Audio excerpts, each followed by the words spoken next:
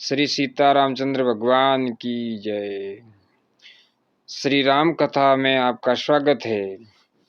रामचरित अति अमित मुनीषा, कही न सकही सतकोटि अहिसा। तदपि जथा श्रुत कहु बखानी, सुमिरी गिरा पति प्रभु धनु पानी। हे मुनीश्वर, रामचरित्र अत्यंत अपार है। 100 करोड़ सहज जी भी उसे नहीं कह सकते। तथापि जैसा मैंने सुना है वैसा वाणी के स्वामी, प्रेरक और हाथ में धनुष लिए हुए प्रभु श्री रामचंद्र जी का सिमरण करके कहता हूँ। शारद दारू नारी सम स्वामी, रामु सूत्रधर अंतर्जामी।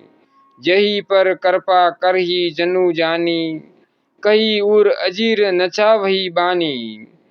सरस्वती जी कठपुतली के समान हैं और अंतर्यामी श्री रामचंद्र जी सूत पकड़कर कठपुतली को नचाने वाले सूत्रधार हैं। अपना भक्त जानकर जिस कवि पर वे कृपा करते हैं उसके हृदय रूपी आंगन में सरस्वती जी को वे नचाया करते हैं। प्रणवऊ सोई कृपाल रघुनाथा, बरनऊ विशद तासु गुण गाथा। परम रम्य गिरि बरु कैलासु, सदा जहाँ शिव उमा निवासु।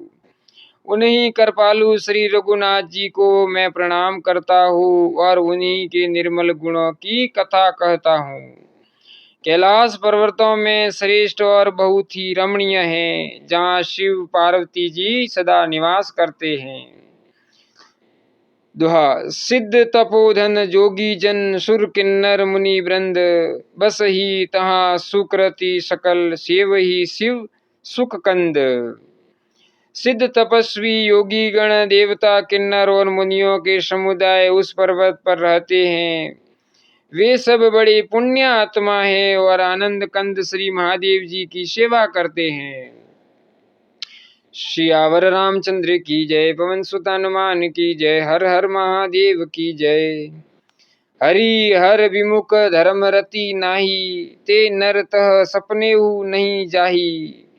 तेहि गिरि पर बट बिटप विशाला, नित नूतन सुंदर सब काला। जो भगवान विष्णु और महादेव जी से विमुख हैं और जिनकी धर्म में प्रीति नहीं है, वे लोग सपनों में भी वहां नहीं जा सकते। उस पर्वत पर एक विशाल बरगद का पेड़ है, जो नित्य नवीन एवं सब काल 100 ऋतुओं में सुंदर रहता है। त्रिविध समीर सुशीतली छाया, शिव विश्राम बिटप श्रुति गाया।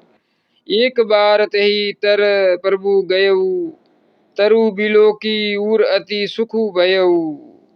वहाँ तीनों प्रकार की शीतल मंद और सुगंध वायु बहती रहती हैं और उसकी छाया बड़ी ठंडी रहती है।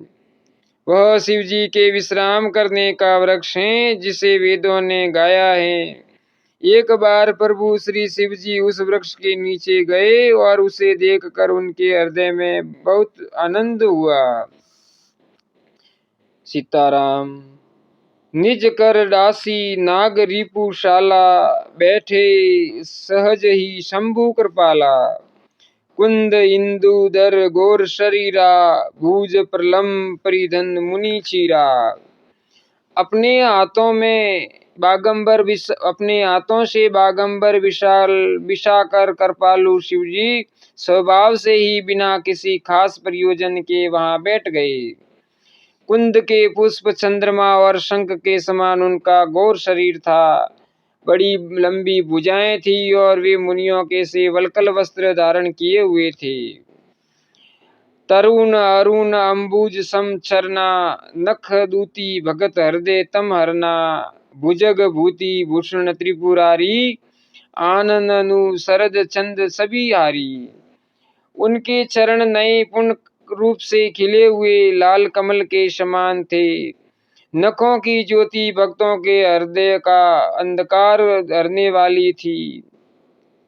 सांप और भस्म ही उनके भूषण थे और उन त्रिपुरारी के शत्रु शिव जी का मुख शरत पूर्णिमा के शरद पूर्णिमा के चंद्रमा की शोभा को भी हरने वाला, फीकी करने वाला था। दोहा। जटा मुकुट सुरत सरित, सिर लोचन नलिन विशाल, नीलकंठ लावण्य निधि होह, सोह बाल विदु भाल।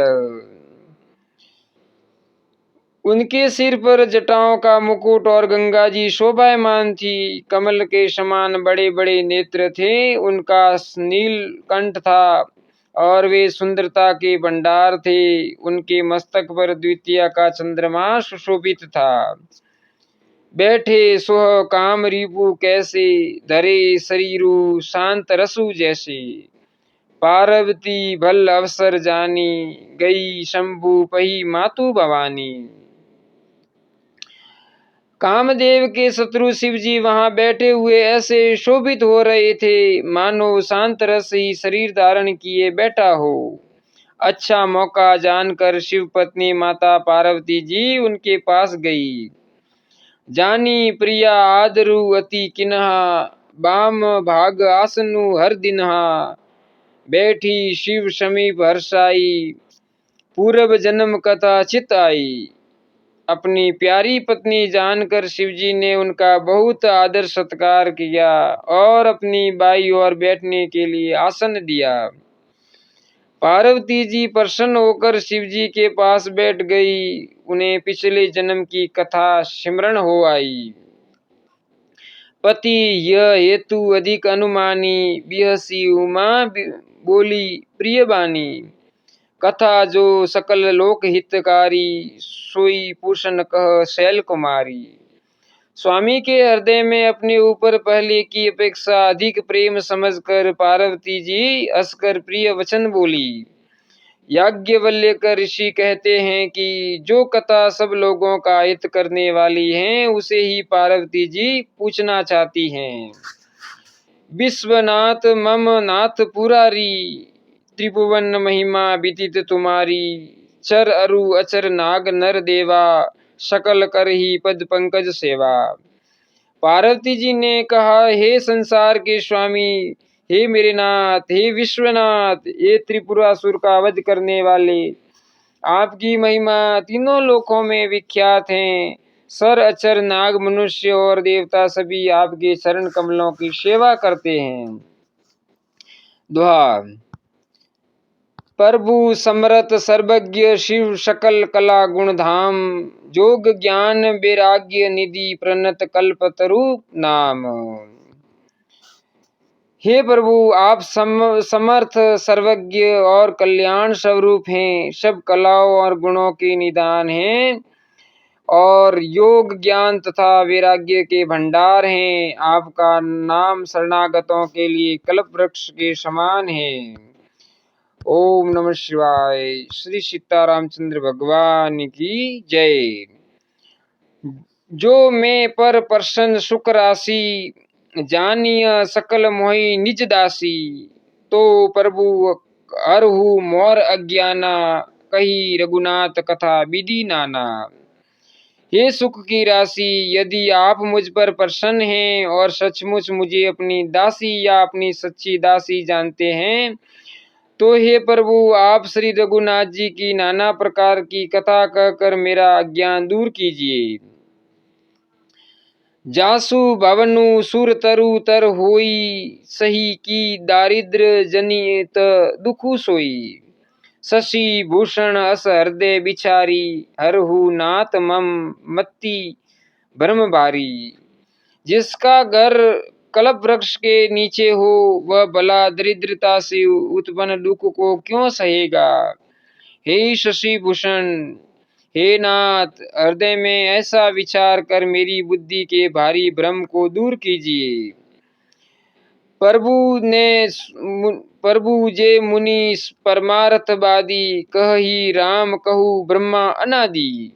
शेष शारदा वेद पुराना, सकल कर ही रघुपति गुण गाना। हे प्रभु, जो परमार्थ तत्व ब्रह्मा के ज्ञाता और वक्ता मुनि हैं, वे श्री रामचंद्र जी को अनादि ब्रह्मा कहते हैं और शेष सरस्वती वेद और पुराण सभी श्री रघुनाथ जी का गुण गाते हैं। तुम मुनि राम नाम दिन राति, तुम पुनि राम नाम दिन राति, सादर जपु अनंग आराती। रामु सो अवध नृपति सुत सोई, की अज अगुण अलक गति कोई। और हे कामदेव के शत्रु, आप भी दिन रात आदर पूर्वक राम नाम राम राम जपा करते हैं। ये राम वही अयोध्या के राजा के पुत्र हैं, या अजन्मा निर्गुण और अगोचर कोई और है राम हैं। जो नरपतन्यत ब्रह्मा किमी, नारी बिरह मति भोरी। देखी चरित महिमा सुनत ब्रह्मति, बुद्धि अति मोरी। यदि वे राजपुत्र हैं तो ब्रह्मा कैसे, और यदि ब्रह्मा हैं तो स्त्री के विरह में उनकी मति बावली कैसे हो जाती है।